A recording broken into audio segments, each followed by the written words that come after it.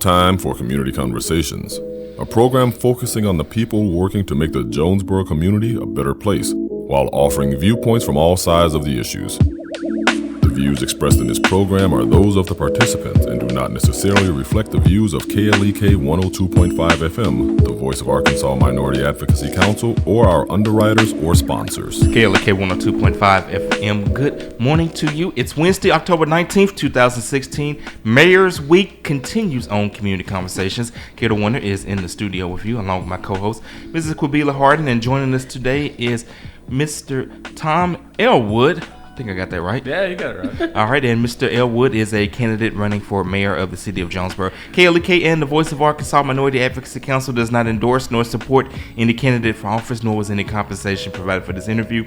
This interview is provided for educational purposes only. How you doing today, Mr. Elwood? Hey, good morning. All right, Mr. Elwood, as always, we start off with tell the listeners a little bit about yourself and your background.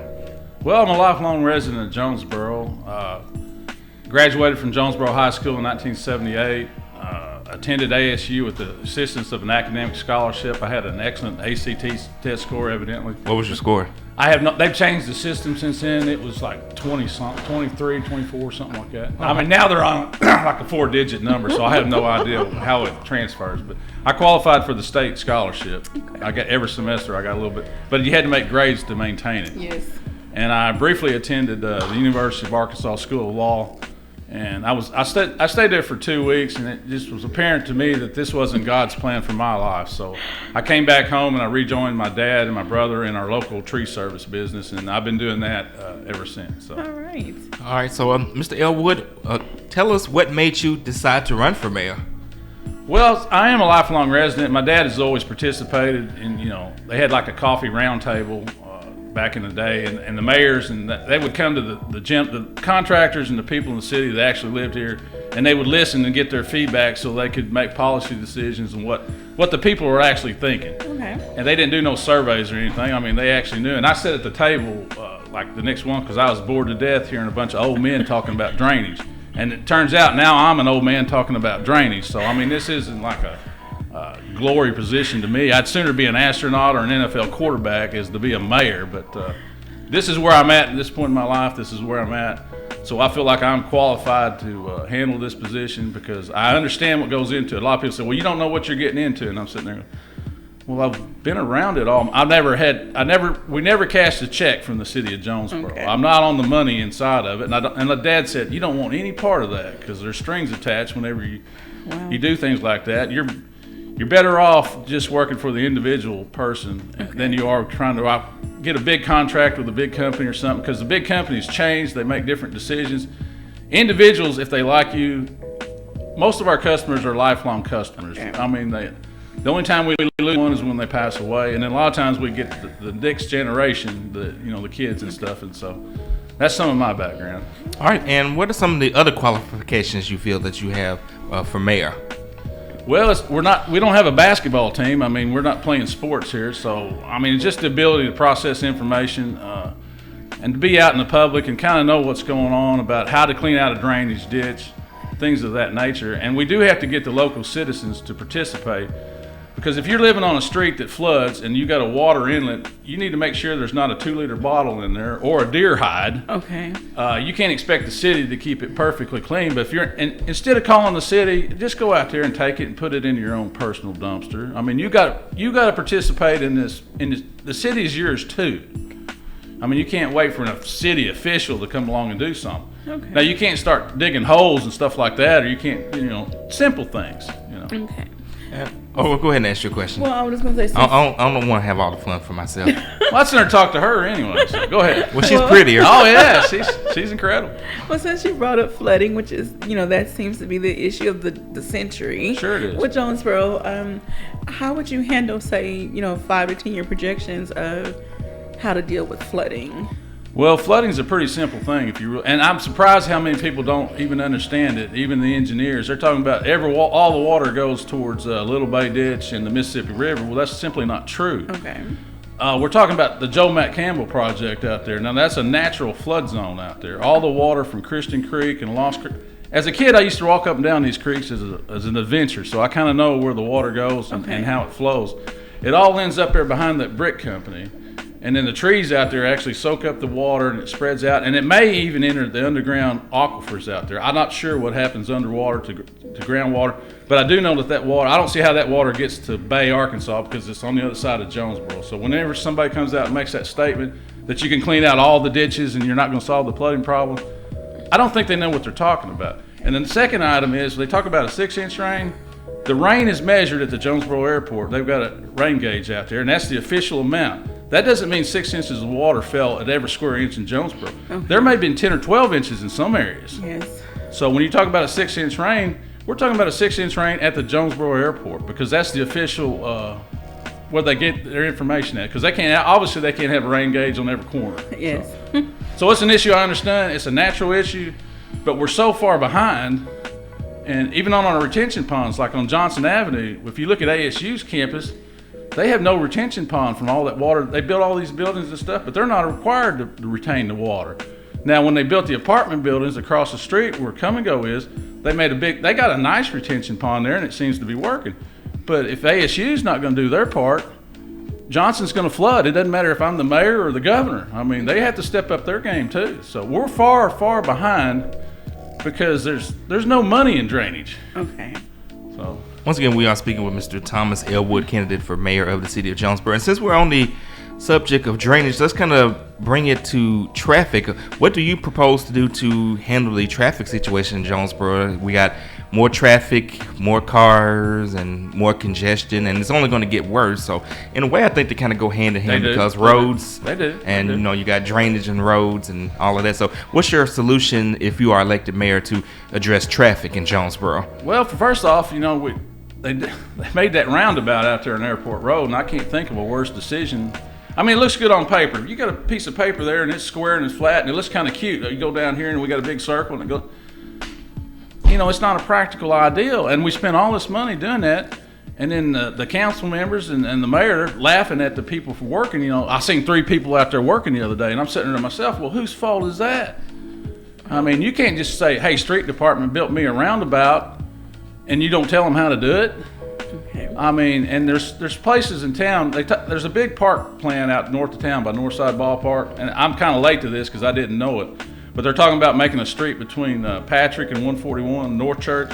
I think that's an excellent idea, and that may be one of the very first projects I would try to do because they got like 14 acres back in there to do soccer fields. And okay. I actually played baseball at the Northside Park when they first built it. Okay. I threw a no-hitter and hit a home run, but I don't think anybody out there wants to hear about that. So. Okay. So yeah, and the streets, you got to keep them clean. I mean, if you think about it, streets are kind of mounded up, and everything gets down to the sides of the streets where the sidewalks are.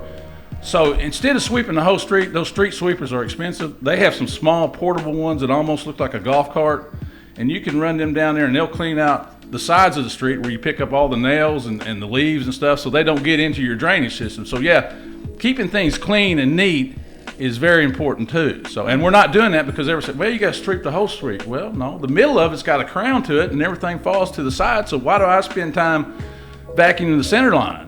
Okay. I mean, these are just simple things that you can do to make the streets better to look at, better to function, and there's just a lot of it's little things. Everybody, we got this grand project, we're going to do something. Well, no. First off, you start with people. You got to have the best people you can get, and they're the ones that actually do the work. I can't just sit there and say, I need this street clean. Well, I got to be able to tell them how to do it. I got to furnish the equipment to do it. And then I've got to make sure it gets done. But I can't expect the street employee to do something that, you know, he's sitting there, all he's going to get is complained at. Why isn't this done? Why isn't that done? And then they'll have a department meeting. Okay. And when you're a department head, the first thing you say at the meeting, you sit there and you go, number one, I don't have enough money in my budget. Number two, Billy, Wayne, Charlie, Susie's not working hard enough. And number three, the citizens are complaining. And every department head will agree with all that. What good is that? Okay. You know? Mr. Elwood, since we're on the subject of people, let's go ahead and transition into the situation with the raises. As you know, the police department, they recently got their raises, and now they're considering raises for the fire department and also other city employees. But there has been some talk that in the future that we may not be able to afford these raises, which may lead to budget cuts, layoffs, or attacks. So if you are elected mayor of Jonesboro, what would you do to solve that problem? Well, that's a good problem. I mean, it is a problem that has to be addressed. Now, a council or a committee, the first thing they're going to do is commission a study, and I guess it's called Johansson. I don't even know who Johansson is, but you pay money for that study. You're not even using your own intellectual capacity to figure out your own personal budget. So yeah, there's a lot of things in there that has to be considered, and you can't just keep passing the buck along. I mean, you just have to tell it the way it is. This is the amount. A lot of people don't understand how city finances go. It's not like your personal checkbook. You can't just move money from here to here. A lot of the money is from grants, and they're stuck here. You can't spend all your money on police and fire, and they're all important. I mean, everybody keeps competing, say, what about this and what about that? Well, you got to have all of them. It's the chicken and the egg. I mean, I'm tired of hearing old arguments. I want to do things. I want to make things happen. It's their city, too. A man becomes a policeman or fireman, they do it out of respect for the community they live in. I mean, these are some respectable people, and they're some of your best citizens. I mean, they vote, they buy things, they live here. You give them a raise, and the first thing they're going to do is they're either going to go to a ball game or a movie, and then comes your sales tax money right back to you. So it's not an end game. Okay. Now, when you start comparing pay scales from one city to another, I mean, that's good to do on an intellectual process. Let's say your ASU is paying their policemen $1 million a year. Well, where do I sign up? They don't. Yeah, but they're not hiring exactly. So if ASU is overpaying their policemen, it doesn't transfer to Jonesboro. Yeah, you can be a little bit envious, but if they're not hiring and you don't really want to be a university policeman, you want to be out in the community and things. But yeah, they have to be compensated for their services because they're people. I mean, they got families, they've got kids, they're raising their kids here, their kids go to school here. I mean, it's just something that, and they do need a little bit of job security too. When you start talking about these pay scales that are locked in, well, we have to do this, mandatory do that. I mean, if you commit to be a professional, like policeman or fireman, you have to expect that you can't just be let go on a moment's notice. You almost have to have a handbook where you have to actually mess this up or do something like this, because otherwise some guy comes along and says, hey, I don't like that guy, never did like him. He wrote me a seatbelt ticket in my driveway, things of that nature, and that's not right. I mean, you shouldn't have that kind of authority. So yeah, they're going to have to build in some kind of security in these pay raises. So. Okay. Now, what about from the budget perspective? I know you mentioned the security. Let's talk police and fire. They're building these mega apartment complexes, right?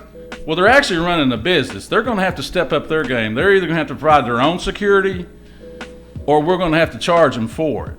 I mean, if I'm a property owner and I own a house, I don't have to pay police and fire for this big out-of-state, or even if it's in-state, huge complex, because I pay an occupation license every year to operate my small business, and that money is designated to police and fire. They say, well, we're protecting you here in the city. Well, so there's ways you can raise revenue, and plus people are concerned. They go, I don't want this big apartment complex in my area. Well, if they're paying for police and fire, you're going to look at it entirely different. Well, don't the apartment complexes pay occupational tax as well in proportion to the size of their business? Evidently not. Okay. Well, I do want to, I know this is kind of along the lines of what we're talking about, and I encourage everyone to go to KIT and read the story.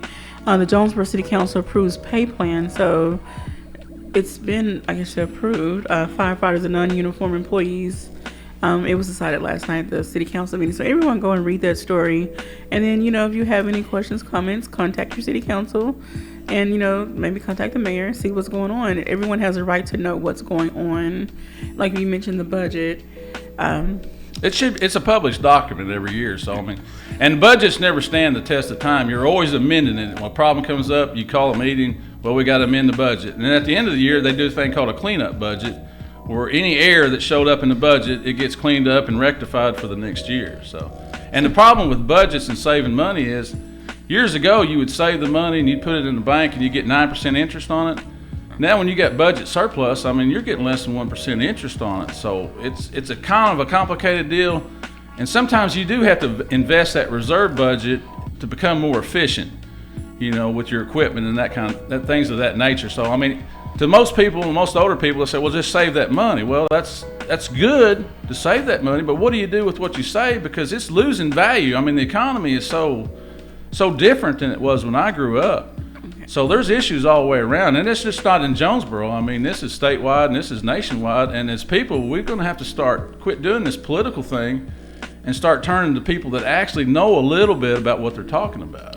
Once again, we are speaking with Mr. Thomas Elwood, candidate for mayor of the city of Jonesboro. If you have a question or a comment for Mr. Elwood, you can call at 870-277-1080. Once again, that phone number is 870-277-1080. We're also live streaming on Facebook. You can leave your comments as well. And I'm going to go ahead and ask a question that one of our most faithful listeners, Mrs. Farrell, always asks, and we've asked this of the other candidates. It's about the jet system. There are a number of citizens that want the jets buses to run on weekends because they don't have transportation. They need to go to shop or go to events or go to church, and they want that service available on the weekend. So if you are elected mayor, what will you do to try to get the jet system going on the weekends, or if you're even in favor of it at all? Okay, is she live online or just as okay? No, she's listening. Okay, good. And good morning. Good morning. She'll probably call if she's not babysitting. Well, the key word you said on Saturday was shop. Okay. All right. Now, when you're out spending money, the money comes back to the government. So, I mean, a jet system. You don't have to make money on a jet system, and you don't even have to break even on it because it's part of the system. Your driver, he pays taxes. He's working. The money circulates around. I mean, you can't just shut down on Saturday because you're wasting a business opportunity on Saturday, and it's hard to calculate how that money comes back to you. So yes, I'm very much in favor. I've never rode the Jets bus. To me, the schedule is kind of complicated, and I hadn't really had the time to ride it. But yeah, I would love to improve the jet system to the best I can. But there's so much negativity attached to it that it's just something we have to overcome. Because what negativity is there? Well, some of the older people, they say on a bus system, they don't want to ride the bus. Well, they've probably never tried it. I mean, and I've never tried it. I can't sit here and criticize them for that because they look at the numbers and they say, well, we didn't even break even on this. We're taking a beating on this. And if we get rid of this, and speaking of Miss Farrell, we're going to hear from her right now. Kelly K. Good morning. Hey, Miss Farrell. Good morning to you, good. All right. Well, we're talking about the jet system. So, what you got for us, Miss Can Farrell? you hear me? Yes, ma'am. Can you hear us? Okay, well, I would like to. What's the person's name that's running? I'm talking to now. Tom Elwood. Tom Elwood. Yes, Hello. ma'am. How are you? Hey, good morning. I'm great. Well, I would like for you to ride a jet bus with me. It'd be a pleasure. It'd be a pleasure. I'm gonna get this. They have my phone number, and at your earliest convenience, because I'm free most of the time. I babysit from 8 to 5, but I can work around there because I know you're a busy man. Yeah. But I would like for you to ride the jet system and just kind of see how it goes. And I'll be 66 in about 4 months. Good. I am an older person. Good. Congratulations. Congratulations. Ride the bus. Okay. I have a car now, but I still ride it. It's very convenient. Now, how does? But I know people that use it, and they need it on Saturdays, and they need it on Sundays. Sure, I and agree. They need it on 30 hours. Now, how do you pay for that? I mean, do you pay when you actually get on the bus, or you get a pass? Or Yeah, we pay when we get on the bus. We have a senior citizen discount. How old are you? 56, so I'm over 55, so I don't know if I qualify or not. But I'm getting close. I don't know, but it wouldn't be but $1.25, I think, anyway, Okay. for you to ride. Okay. And just check it out and see how many people ride and how they get to where they need to get to. Well, see, and go to the yeah. transport station and Well, we'll see how it goes. I can hear the little guy in the background. That's pretty cool. I'm holding him now. That's why I haven't been able to call like I usually call because I do this. But he's quiet enough to talk. Well, But I think you would like just how people would. Yeah. I I actually ride my bicycle too a lot, and I understand there's I do. I ride a bike. What is your route that you ride? I understand there's a way you can take your bicycle with you. See, I'm a little confused on how all it works because I haven't participated in it. And you're right, it's a learning curve that I probably need to look at, and I probably personally should start using it. And they have a bike rack on the front. When you ride your bicycle? I usually use it for recreation on Saturday afternoon. No, she's asking where you ride it at. Oh, on the city. I ride a bicycle also, and I ride down 141. I do too. Not on 141, but I ride that route. Yeah, we need. But I can't ride my bike on the jets because I can't lift it up to put it on there. Yeah, it is a little bit high. They won't allow the driver to do that for you. So. Oh, is that right? Yeah, because I like to ride that Green Mile. Yeah. Where all that sidewalks and all they have to the mall, but I can't lift the bike that far. Yeah. Well, see, I've never rode that route. I usually ride the old city streets that I know and the same streets I grew up with. That's why I ride my neighborhood, Yeah, and I actually had my original 10-speed bicycle. It doesn't have any wheels on it. I'm in the process of trying to restore it until I found out how complicated it is. Well, I have the Swin old school. I do too. Right. I've got a collection. I've actually got a collection of old Swins that I'm. Oh, do you? Yeah. Oh, we have a lot in common. We sure do. Besides running for mayor. There you go. All right. There you go. All right, Ms. Farrell, we're going to have to leave it there. We're going to get ready to go to break. I was going to ask one more question, too. You are familiar with North Jonesboro, I'm sure, because... I grew up in North Jonesboro. All right, Ms. Farrell, we got 30 seconds. Make it quick. Pratt Circle. Okay, well, I live in North Jonesboro on Garden Street. I know where it's at. Okay, Ms. Farrell, what's your question? We got 10 seconds. I think that was her question. What was your question? We got to get ready to go to break. Okay, my question is, I just listen. What plans do you have of doing any thing in North Jonesboro as far as making it, bringing more businesses or Ms. whatever for the children recreation? We got to go to break. We have the answer. We'll come back. Conversations on KLEK 102.5 FM. We'll be right back.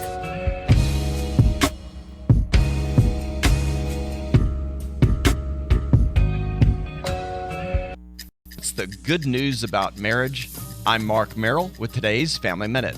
Mark Twain once said, "The reports of my death have been greatly exaggerated." Well, the bad news over the years about the institution of marriage has been greatly exaggerated as well. In her newest book, The Good News About Marriage, best-selling author Shanti Feldhahn presents groundbreaking research that reveals shocking and incredibly inspiring truth. Her research shows that, first, the actual divorce rate has never gotten close to 50%. Second, that those who attend church regularly have a significantly lower divorce rate than those who don't. And third, that most marriages are happy. To hear my exclusive interview with Shanti on the Family First podcast, go to markmerrill.com.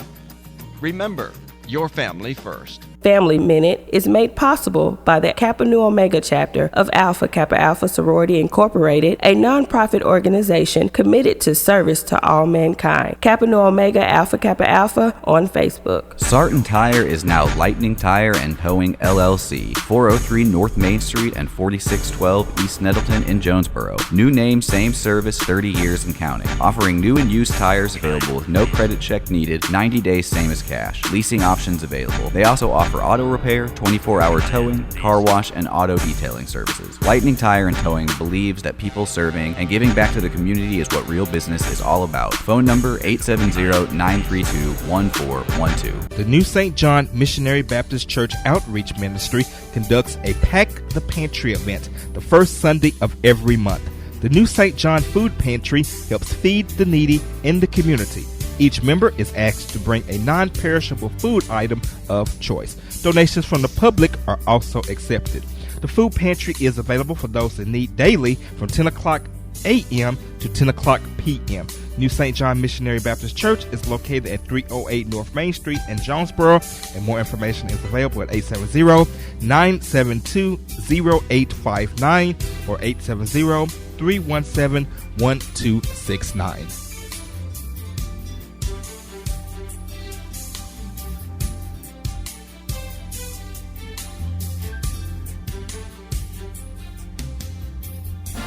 Lame excuses and other forms of voter apathy have no place in American democracy. Show that you care, do your duty, and go vote. This is a reminder from Cheryl Underwood Radio.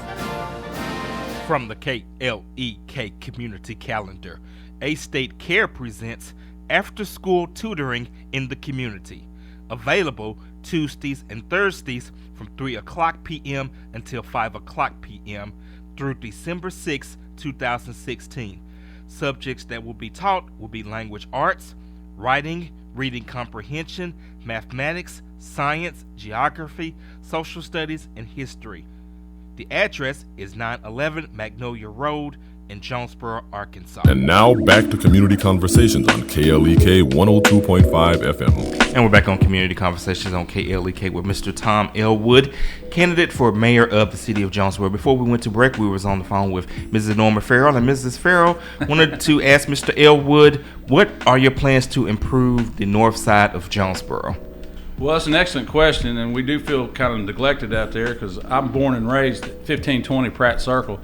So we didn't used to be in the city. I mean, we was in the county growing up, and we got annexed in that one big thing, and we got promised a lot of things that that never got delivered. But that happens.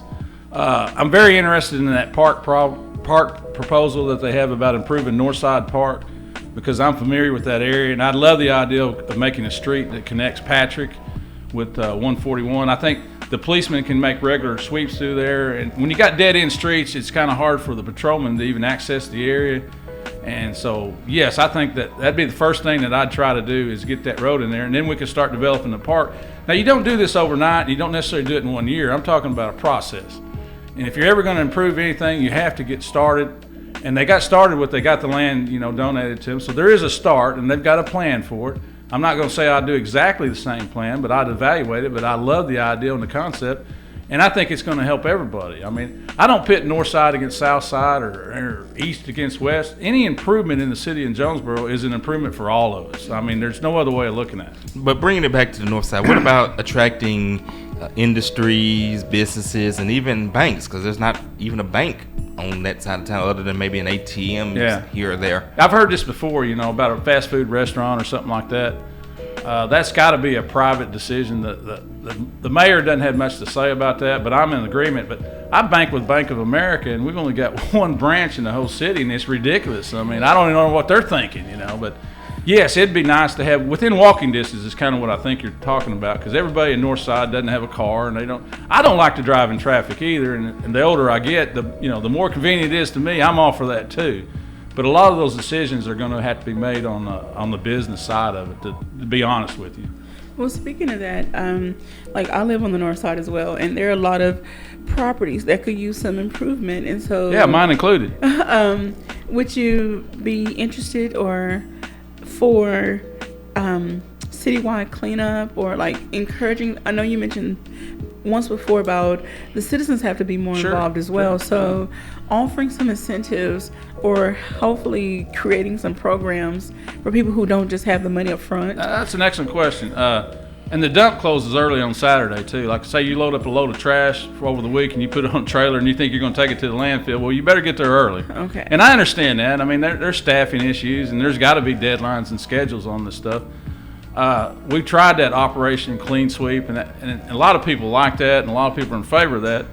I've got mixed feelings on that. I'd have to be convinced that it works before I would give my blessing. But as the mayor, you're not a dictator. I mean, if everybody wants to do this, even if I think it's wrong, then we're going to do it. I mean, it's just not up to the mayor. I mean, to make these decisions. It's up to him to do some input and some leadership and some research and share his experiences along the way. But yes, I mean, cleanup's important, but I'm in the tree business, and I don't say how many times people cut down a tree in their backyard and drag the limbs to the street for the city to hire. I mean, it'd be a lot easier just to put it on a truck or trailer and haul off, because that's extremely hard dragging tree limbs around. Yes. And people need jobs. They need part-time jobs. If somebody's got a pickup truck and they want to haul tree limbs, I think that's more efficient than the city actually going around and doing it. But obviously, you have to keep the streets clean, and you have to work within what your local citizens think. I mean, water runs downhill like everything else, but you have to deal with the people and you have to listen to them. If they want clean sweep, then we got to do clean sweep. I mean, it's that simple. Well, would this be something that you would encourage each alderman from each ward to get more involved in? Well, they should. I mean, like I said, if I'm mayor and I've got a pickup truck and there's nothing in the back and there's a couch on the side of the road, I'm going to stop and pick it up. I'm not going to hold a press conference. I'm not going to call sanitation and say, hey, I spend 10 minutes on the phone with sanitation telling me it's over here on 1300 Madison Avenue. I could get out of my truck and pick it up and haul it off myself. I'm a city employee. Okay. I'm getting paid. As a private citizen, I don't want to do it because there's no compensation for me. I'm busy running my business. I'm not a saint, but when you're I consider the mayor to be an employee of the city. Okay. And let's go ahead and transition, since we're talking about streets and parks and things like that. What are your thoughts on the situation with the aquatic center, the dog park, and other recreational things like that? Is that something that the city should be involved with, or should we? No, the city has to be involved in that. And I actually, I've heard about water parks a lot, and I never really looked at one until I went down and looked at the one at Paragould, and it doesn't look that expensive to me because they've got a gymnasium. I mean, a city that size almost has to put everything in one spot. But we're talking about a water park. It's a covered swimming pool basically, and a couple of slides and a splash pad. I mean, we're not talking about real complicated things, but we got the old YMCA right now, and it was designed with a bubble so it could be all weather all year long. I don't know if you can get a bubble to put on it, but you could build a roof over it, and I can't see that being breaking the bank, and you'd have an aquatic center right off the bat. Now, everybody would love to build just one huge one. We all get together and do that, but better off, you got to start small. I mean, first off, you got to figure out where you want to put it. The city owns a lot of land that they can't market right now, but I'm against the aquatic center at Joe Mack Campbell because the soil won't support it, and that's a critical environmental sensitive in our drainage project. Now, there's swimming pools in town that when they built the pool, they discovered there's underground water under there, and it destroys the structure of the pool, and it'll crack and leak, and that's pretty expensive. So you're going to have to do some environmental impact studies to figure out where you're going to put this center to make sure, because that pool can easily become 4 times more expensive if you don't do your homework. And it needs to be in a part of town. It should be on Highland Drive, to tell you the honest truth. It should be right across the mall where the old our National Guard, they pulled out, and there's a huge lot right there. And I don't know if the state owns it or not, but if there's some way they could donate it to the city of Jonesboro, that'd be an excellent place for it because it connects to the trails, the bicycle trails. All those local restaurants are close. If somebody come from out of town, they'd be right there. Half of them could go to the mall, half of them go to the water park, and they could all eat at Olive Garden or Red Lobster, and we get the sales tax money. But if you put it all the way out at Joe Mack Campbell, then the parents got to make a decision. If Johnny's playing soccer and Susie wants to go to the water park, you can't send 8-year-old Susie to the water park by yourself. She's going to have to sit there and watch the soccer game. And when he gets done playing soccer, he's probably not going to want to jump in the swimming pool, and you probably don't want him in the swimming pool. He needs to take a shower first. Okay. So I see conflicts all the way around. Okay. All right, and since we're on the subject of entertainment, let's go ahead and talk about the convention centers. What are your thoughts on the situation with the convention centers? Well, we almost have to stick with ASU on this because, I mean, the city doesn't really need to be in the convention business. So I'd say, and that came in the form of a grant. The mayor explained it to me that, the money was granted to one. You can't split it up. Most people say, well, let's give half to here and half here, but you can't do that on grant money. Your hands are tied. He just got caught up in the communication issue. I feel a little bit bad for him because he's took a lot of heat over this, but I kind of understand it. But we're going to have to support we have to support ASU anyway. I mean, they're here, they're our partners, they're a big part of the city. But we want to talk about entertainment. I want to talk about downtown a little bit if we got time. Sure. All right, now they're talking about connecting ASU to downtown Jonesboro, being walking, biking, whatever. But there has to be a reason to go downtown. You don't just go downtown so you can spend 30 minutes, turn around, come back. No. I would like to build a downtown theater. Oh. I mean, we did the mayoral debate on Channel 8, and I'm sitting there in a 1,000-seat theater, and it's beautiful. I mean, it's incredible. And then I get talking to other people, and they say, well, Pocahontas has got 2 of these, and you see one at West Side, one at Nelton. Well, Mr. Elwood, what about the Forum? The Forum's too small. I mean, it seats like 250 people. I mean, it's at capacity right now, and I've watched some shows there, and that's a tremendous program. But I'm talking about professional theater. I'm talking about getting acts out of Nashville, up and comers that not big enough to tour. When we did the Downtown Barbecue Fest, it was a great success. But if you have a theater, you can probably do that every month. And we're talking about generating revenue now. We're not talking about spending money. Okay. And I think it would finish off Jonesboro as a Class A city or whatever they're trying to call it. And I'd like to make that whole area an entertainment district.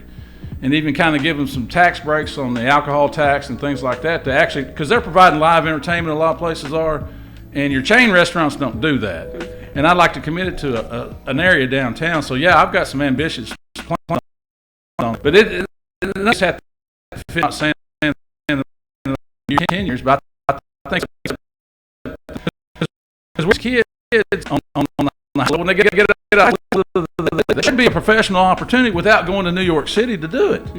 You're so, right. I mean, and it's just business. I mean, it's we're not talking about manufacturing, but entertainment is business. Anytime there's human activity, it generates revenue and expenses, and you have to balance those out. But I think it's something that we should pursue. All right, so let's go into a slightly different direction. We want to make sure we get all of these topics covered in the time that we have. Mr. Elwood, if you are elected mayor of the city of Jonesboro, regarding the current department heads, would you make any changes? Would you leave the current heads as they are? What kind of changes would you make personnel-wise? Well, I'm not familiar with the personnel chair. I guarantee you we've got some excellent personnel out there, but they got to know what you're talking about, and they got to be able to talk to you and be honest back and forth. Yeah, I will evaluate every department head, and I'm extremely sensitive to people nearing retirement age. Okay. I mean, I don't think it's right, even if I don't think they're doing a good job, if they're close enough to retirement age, because I'm not in for burning the house down. I don't see how anybody benefits from that. You start finger pointing and that kind of, it'll come back to you, and it'll come back and bite you pretty hard. Okay. So, yes, I'm going to evaluate every department head, and there will be no more Monday morning department head meetings. Monday morning, I expect you to have your department up and running. Okay. I don't need you sitting here talking to me about, you don't have enough money and the guys ain't working and somebody's got the flu. All that happens. I understand that. I don't need to hear it every Monday morning. Now, I'm going to come see you in your office. I'm going to come see you where your responsibilities are. No matter what, I'm going to be there. Okay. Now, if I have to call you into my office, you need to bring your keys. Oh, my. All right. So heads will roll. Not necessarily. But okay. People want directions. I mean, they really do. They're honest and they're sincere about this. But I get back to the roundabout. I'm heading the street department, and the mayor said, "Well, I need a roundabout." I'm saying, "You need a what? You tell me how to build a roundabout, and I'll build you one." Okay. You can't sit here and complain to him and say, "Hey, the roundabout didn't get built." I mean, it all ties together. Okay. Okay. All right, and since we're talking about building stuff, let's go ahead and transition into the property code. Of course, as you know, the property maintenance code was passed and it was eventually repealed, but we still have blighted houses. We still have tenants who have bad landlords who won't fix up their property. So the problem didn't go away. It's just that the method of trying to solve the problem was voted down. So if you are elected mayor, what is your proposed solution to this issue of blighted properties and of rental property that landlords may not be keeping up like they should? Well, a lot of that ties into your economic situation. I don't think any code's going to solve that problem. We've already got city codes, and we're struggling to enforce what we got. Okay. So, yeah, if there's blighted properties out there or properties that are in distress, we can investigate on what's going on these properties. I don't like blanket statements. I don't like these statements, well, this is blighted properties cause crime. No, people cause crime. Now, the streets have to be well lit. That's a city responsibility. But blighted properties, you remember the old movie, what was the name of it? This is a Wonderful Life? Mm-hmm. Jimmy Stewart's walking down and he's throwing rocks at that abandoned building. Mm-hmm. That, the windows are breaking out, and his eventual wife, that's her dream, is to buy that house, get married, raise kids, and fix it up and bring it back to life. I mean, has the world changed that much? They made a movie about a blighted house. Yeah. I like getting that out there. I almost forgot to mention it. I love that movie, by the way. I mean, it talks to me somehow. I don't know. Okay, but with whatever current policies are in effect now, will you try to help the residents that need help fixing, even if it's just painting the outside or fixing a loose board? I mean, there's so many different things that are wrong with different people's homes. Sure, I understand that. Before you hit them with a fine, I don't know what's currently in place. That's not going to help. Okay. Fine's not going to help. Let's just put it that way. Okay. Because if they could afford the fine, they would be able to afford I understand that. But you have to ask for help. If you need help, you need to ask for it. And I don't see I don't see me personally going out. I could sit here and say, yeah, I'm going to go paint your house. I don't see that happening. I don't think you want me painting your house, number one, because I'm not very good at painting. I have my limitations and my skill sets, but if you're a citizen and you're struggling in any way, I mean, just ask for help. I mean, there's so many religious we got some of the greatest churches in the country, and they're hungry for projects. They've actually got volunteers and they've got budgets. But they can't just go out there and start painting your house without you even knowing about it. I mean, and maybe you like your house looking a little, everybody doesn't want a brick house, shiny streets. A lot of people like what they like. If they wanted to live in, an area like that, they'd do it, so. All right. Hey, Miss Farrell. Hello again. I'm calling one more time. I got one more question. All right. What you got, Miss Farrell? You said he had a tree business? Yes, ma'am. Well, I need the trees cut down. Could I get your number?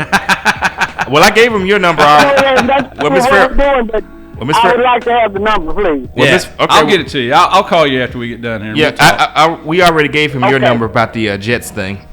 Yeah, we'll talk. Okay, well, call me back because I want you to ride the bus with me too. All right, we can work this out. Okay.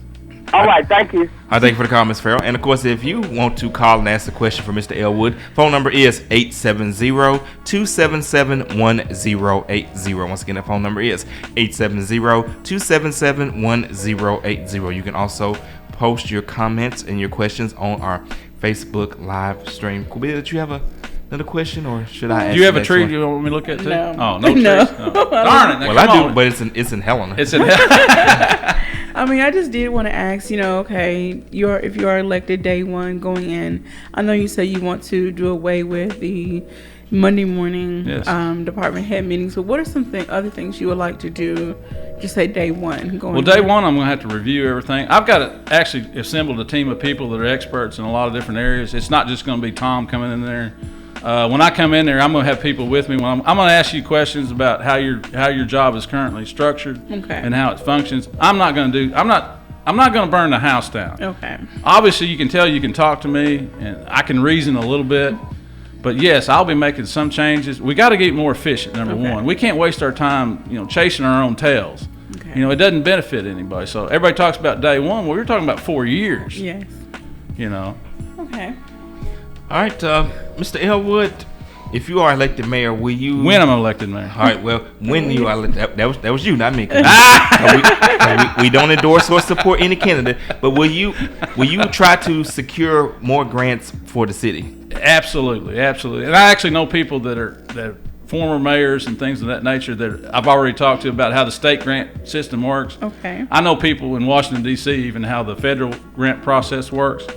So, yes, I mean, grants are great. I mean, you got to have them, but you got to go after them, and you've got to figure out if this grant suits your purposes or not. Like, that's another thing I said about chasing your own tail. You cannot just pursue one angle. You have to have people that know what they're doing, and you got to ask them questions and ask for their advice as to how this system works.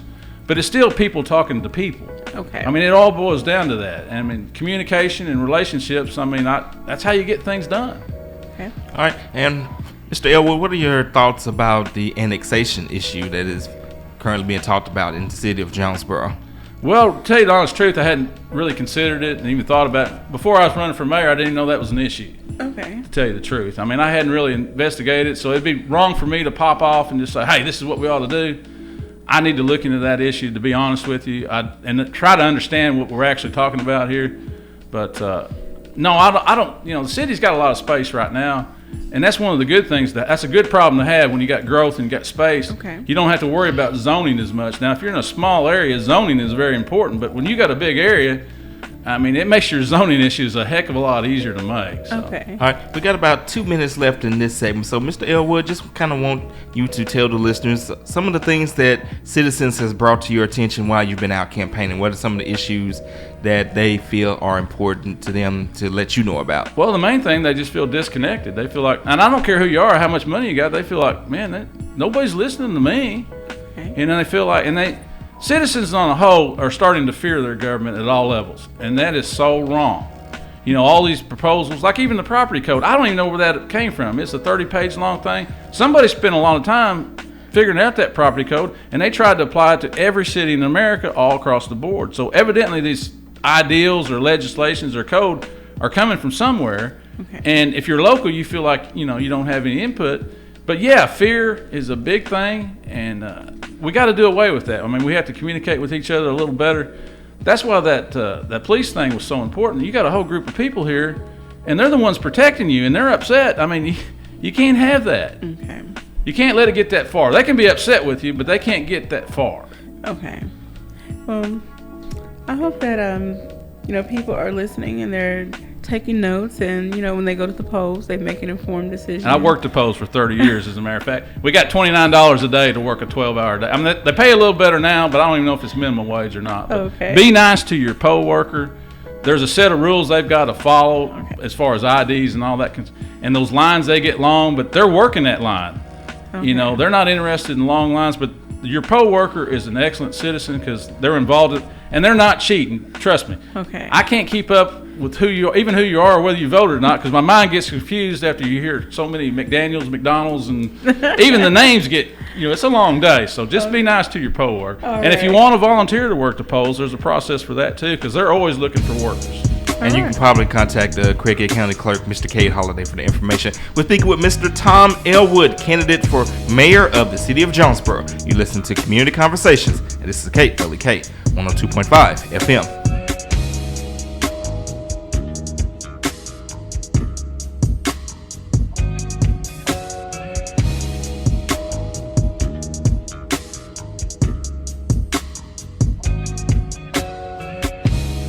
You're listening to Community Conversations on KLEK 102.5 FM. We'll be right back.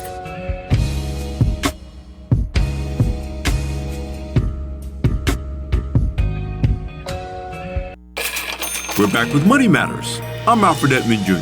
Here are tips to choosing a credit counseling agency. Check the registries of the National Foundation for Credit Counseling, as well as the Association of Independent Consumer Credit Counseling Agencies. Make sure you choose an agency that uses certified counselors. It is mandatory for credit counselors to pass a certification exam that tests their understanding in areas such as budgeting, credit and consumer law, counseling, and debt management. The agency you choose should provide more than one debt management option.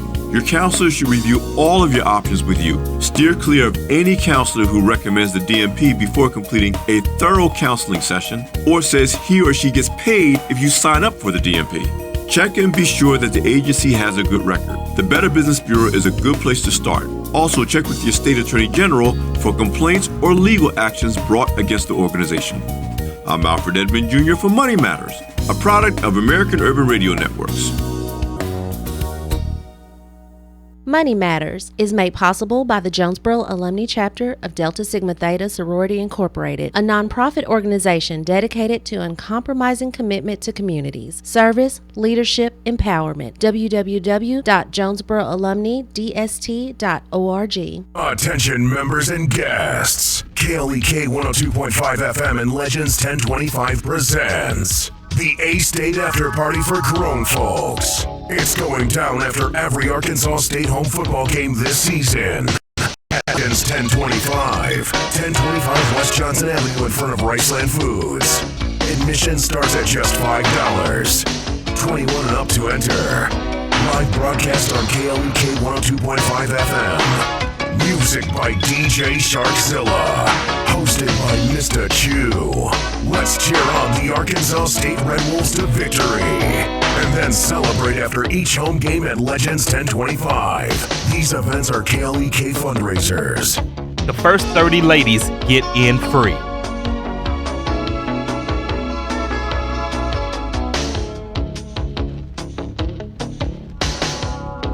The A-Man program presents the Let's Work 3-on-3 basketball tournament, Workforce Development Initiative, Saturday, October 22nd, starting at 2 o'clock p.m. This event will take place at the downtown Jonesboro Union Street parking lot. Registration begins at 1:30 p.m. The tournament will have age divisions from ages 10 to 18 and up. Trophies will be awarded in all divisions. Live DJ and remote broadcast will be provided by KLEK 102.5 FM. Sponsorship, sign up, and other information is available at 870-203-0995. Whistle Stop Bistro and Catering, 5435 East Nettleton Avenue at the four-way stop between highways 351 and 463, serving Jonesboro for over 5 years with a motto of, we cater them all, large or small, offers catering and rental space for parties, churches, offices, and fundraisers for holidays and all occasions. They also offer a full breakfast and lunch menu, open Monday through Friday, 6 a.m. to 2 p.m., 870-275-6239. Details at klekfm.org. House of Details, located at 4903 East Nettleton Avenue, is a proud supporter of KLEK, offering detailing on any type of vehicle, basic wash, hand wash, shampoo, interior cleaning, waxing, buffering, headlight restoration, pickup, delivery, and more, with a motto of anything mean, we can clean. Details at 870-273-5187. House of Details on Facebook and klekfm.org. The experience the joy with Bishop Adrian R. Rogers of Fullness of Joy Church, 3307 Ray Street, Jonesboro, Arkansas, 72401.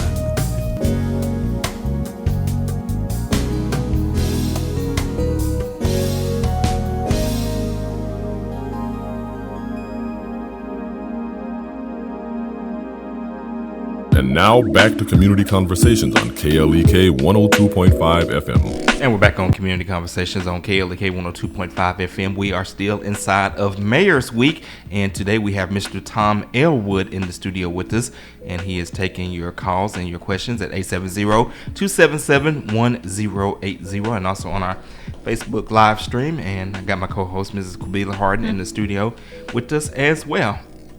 All right, so we covered quite a few topics. Is there anything else you would like to add to anything that we've already talked about? Flooding, traffic, convention centers.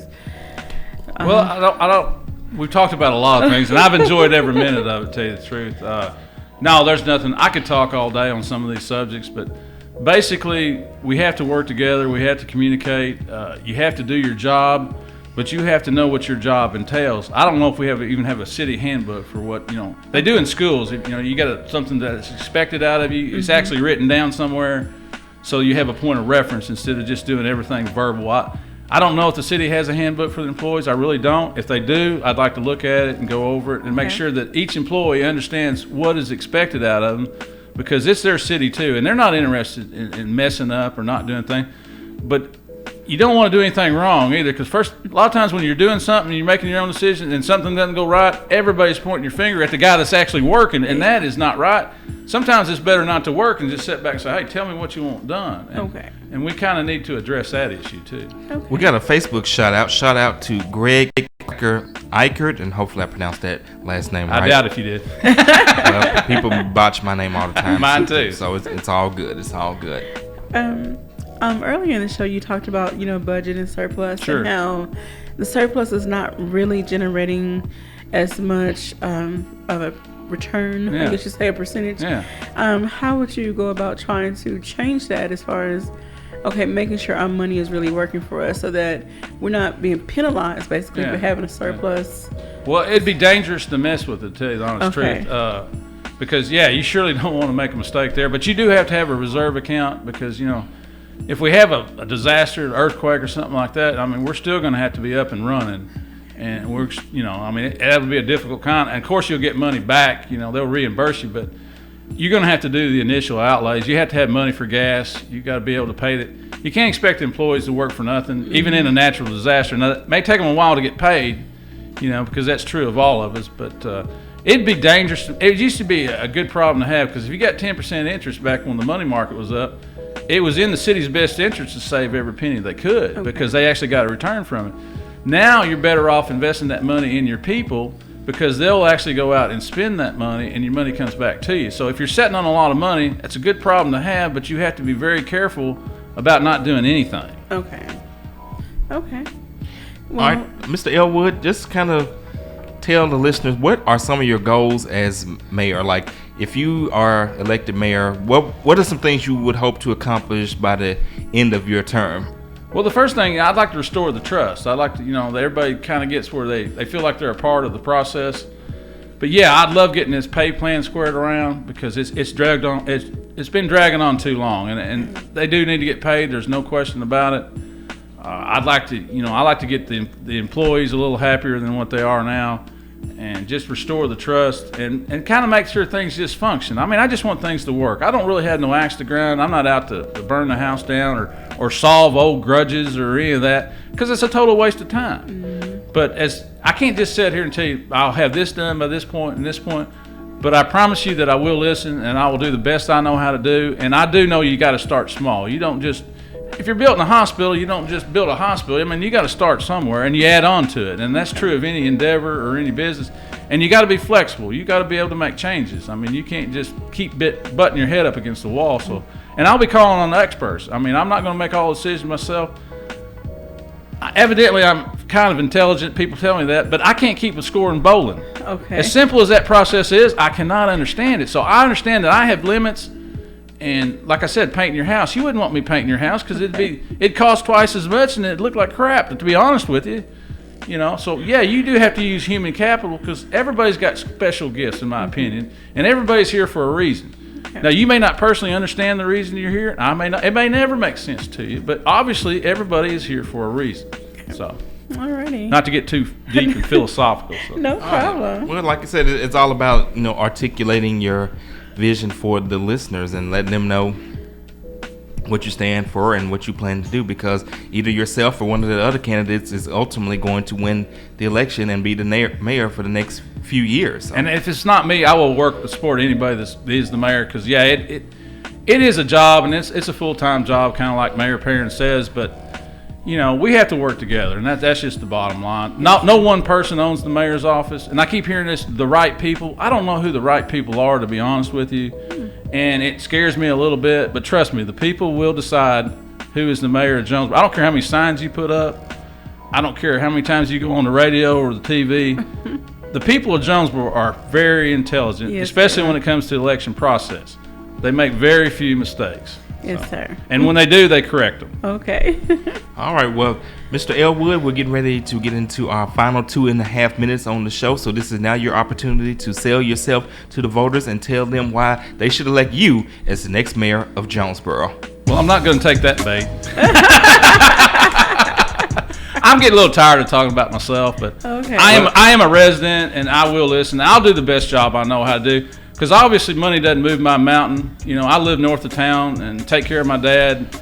I don't live in Reg Point or Sage Meadows. I could have took very lucrative positions also, but this is God's plan for my life. Okay. And every time I try to do something different, I get hit in the head. So I'm starting to listen a little careful to what my opportunities are. And I'm not going to put limits on myself either. And a lot of us do that. We'll say, man, I can't do that. Yes, sir. And it's not true. You can do anything. I mean, you may not be successful at it, but you got to try. I mean, you just, you got to open the door, Nothing beats a failure but a try. There you go. There you go. All righty. Well, we want to thank Mr. Elwood for stopping by the studio today. Remember, KLEK and the Voice of Arkansas Minority Advocacy Council does not endorse nor support any candidate, nor was any compensation provided for this interview. This interview was provided for informational purposes only, but we do encourage you to educate yourselves about the candidates and make your decision be known. You can also check out our KLEK TV page. Just go on our website, klekfm.org, click media, then click KLEK TV. You will find links to our YouTube page, or if you're on YouTube, just search KLEK FM, and you will find all of the videos from all of these shows. You can go back and watch them, see what the candidates have to say, and then make your voice be known. Early voting begins October 24th. Mayor's Week continues tomorrow. We'll have current Mayor Harold Perrin in the studio, and then Friday we will have Mrs. Amanda Donovan, and then next Monday we will conclude our Mayor's Week with Mr. Harold Copenhaver. We had Mr. Nathan Coleman on yesterday, and before that we had Mr. John W. Street. So we have had, and we'll have all of the candidates for office right here, because we want to make sure that you get a chance to hear from each one, learn what they stand for, what they are all about, give you the opportunity to ask them questions, and then once again you step into the booth and make your decision known. All right, we're gonna go ahead and get up out of here. You guys be blessed, have a great day, and we will see you tomorrow. This is KLEK 102.5 FM.